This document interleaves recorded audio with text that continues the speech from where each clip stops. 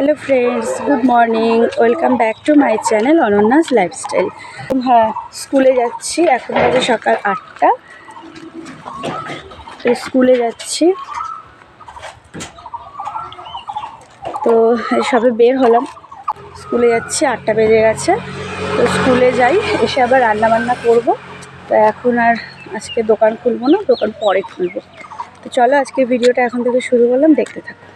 পরে আসছি স্কুলে। চলো বসো, ভালো করে বসো।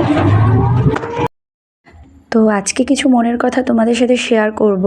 তো তোমরা অনেক দিন থেকেই আমার ভিডিও দেখছো, তো তোমরা এটুকু বুঝতে পেরেছো যে আমি আমার মেয়েকে নিয়ে আমার বাপের বাড়িতে আছি, আর আমার হাজব্যান্ড বাইরে আছে। তো কোথায় আছে, কেন আছে, আমি সেগুলো তোমাদেরকে বলিনি এখনো পর্যন্ত, কিন্তু অবশ্যই একদিন না একদিন বলবো। কোনো একটা ভিডিও করে তোমাদেরকে অবশ্যই আমি বলবো। আর ওর সাথে দেখা করতে গিয়েছি, সেগুলোরও ভিডিও কিন্তু আমি আপলোড করেছিলাম, তো তোমরা দেখেছো। তো যাই হোক, ও কিছু কারণে বাইরে আছে, কোথায় আছে, কেন আছে, আমি সেগুলো ডিটেলসে পরে বলবো।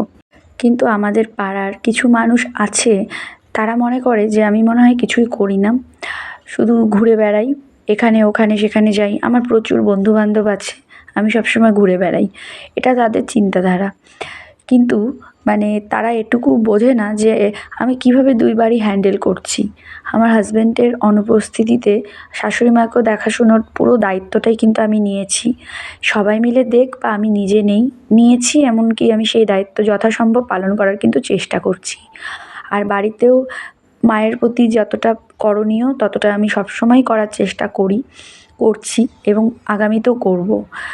তো তারপরেও মানুষের অনেক আমাকে নিয়ে খারাপ কথা, সমালোচনা, জানি না কেন। তো এখন আমার যে কোনো দরকারে আমাকে বের হতেই হয়, সেগুলো যে কোনো অফিসিয়াল কাজেও আমাকে যেতে হয়।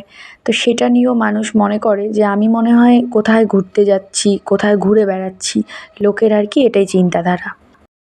দোকান খুললাম, সম্পূর্ণটা খুলিনি, আর এগুলো বার করিনি। একজন চা খাবে, চাটা বাইরে থেকে বানিয়ে নিয়ে আসছি। সাথে আমার চা আছে, দাদার চা, এই যে চা। देखो तो साइड में हो क्या कोई आया है बोल लो ये लंबू এটা আমার চা।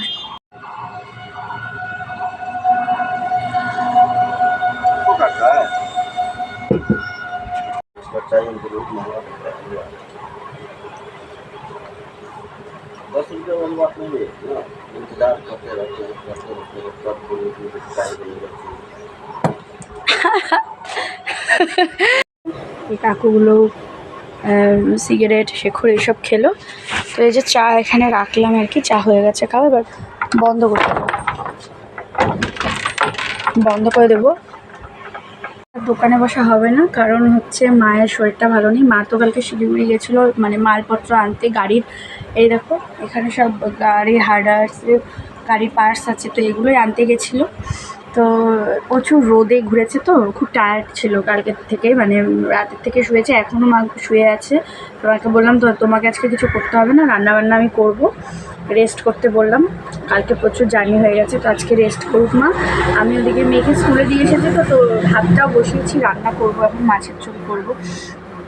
তো সেই জন্য এখন আর এই মুহূর্তে দোকানটা খোলা রাখবো না, কারণ এখানে বসার এখন কেউ নেই। বিকেলে দোকান খুলবো, এখন রান্না বান্না করি। আর মা তো রেস্ট করছে, তো সেই জন্য দোকানটা এখন বন্ধ করে দেবো। তো বন্ধ করে বাড়ি যাই, চলো পরে আসছি।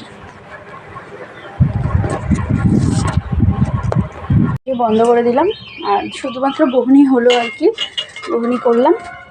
তো চলো বাড়ি যাই, পরে আসছি। তো এদিকে তো আমি দোকান থেকে চা দিয়ে আসলাম। তো এদিকে দেখো কাতল মাছ এনেছি, তো এই মাছটাও রান্না করতে হবে, আর মাছের ডিম আছে, তো এটাও কিন্তু ভাজা করব। বিছানা তোলা হয়নি, চাটা বানিয়ে দিয়ে আসলাম, এখন আর কি বিছানাটা তুলবো।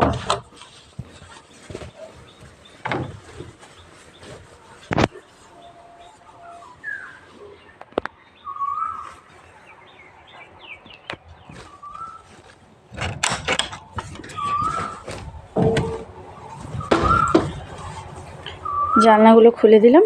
চলো এবার বিছানাটা তুলে নিই। বিছানাটাই গোছালাম, কাপড় জামা আছে এগুলো পরে গোছাবো, এখন আর টাইম নেই, এখন রান্না করব। দেখো আবার চা করলাম, এইটা নিয়ে 3বার চা করলাম, আর করি আর দিয়ে আসছি বাড়ির থেকেই। এটা হচ্ছে লাল চা। এবার নাও।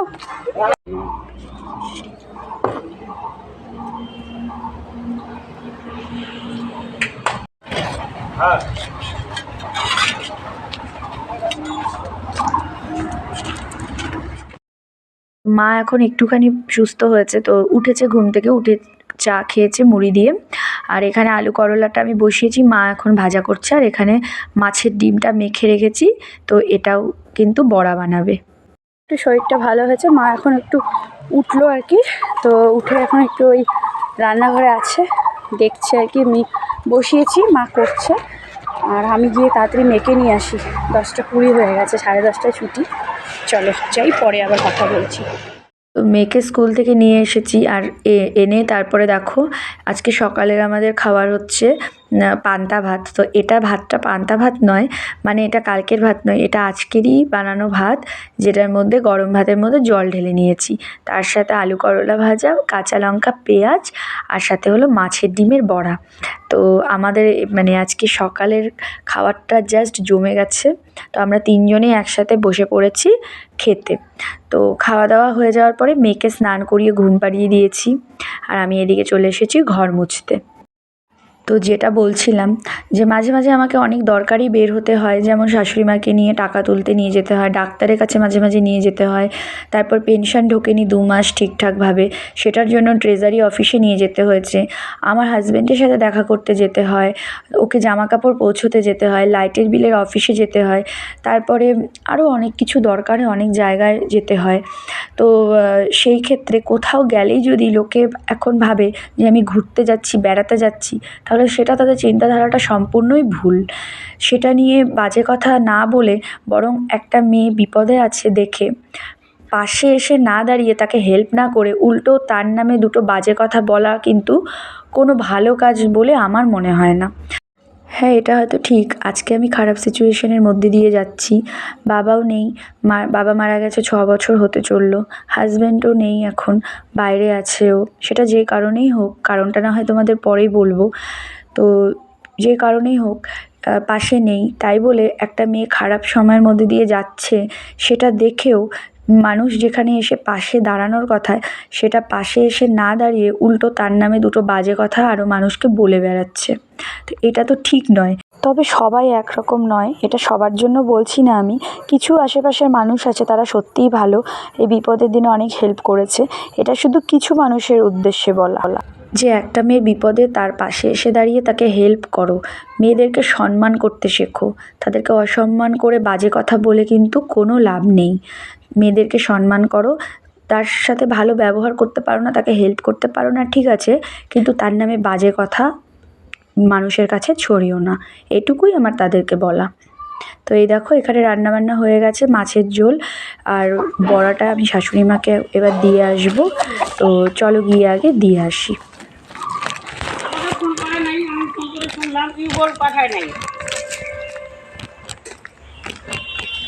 মা ফুল তুলছে, আমি শাশুড়ি মাকে ফল আর তরকারি দিয়ে আসছি। চলো দিয়ে আসি, গিয়ে এসে তারপরে স্নান করবো। যে এখানে না মোসাম্বির রাখলাম, হ্যাঁ মোসাম্বিরটা খাই নিও, ভাতটা খায় নাও তারপরে। তো শাশুড়ি মাকে খাইয়ে বাড়িতে এসে স্নান করে পুজো দিয়ে নিয়েছি। তো তারপরে দেখো আমাদের বাড়ির গাছের ফুল দিয়ে সুন্দর করে একদম মন ভরে পুজো দিয়েছি। তো এরপরে আমরাও খাওয়া দাওয়া করে নেব। তো তারপরে আবার বিকেলে আমার পড়ানো আছে। তো পড়ানো হয়ে যাওয়ার পরে আমি দেখো বিকেলবেলা দোকান খুলেছি, তো দোকান খুলে আর কি বসেছিলাম। তো চলো আজকের ভিডিওটা এটুকুই, ভালো লাগলে লাইক কমেন্ট শেয়ার করো, চ্যানেলটা সাবস্ক্রাইব করে পাশে থেকো। আবার দেখা হবে আগামীকাল একটা নতুন ভিডিওর সাথে। আজকের মতন এখানেই, বাই বাই।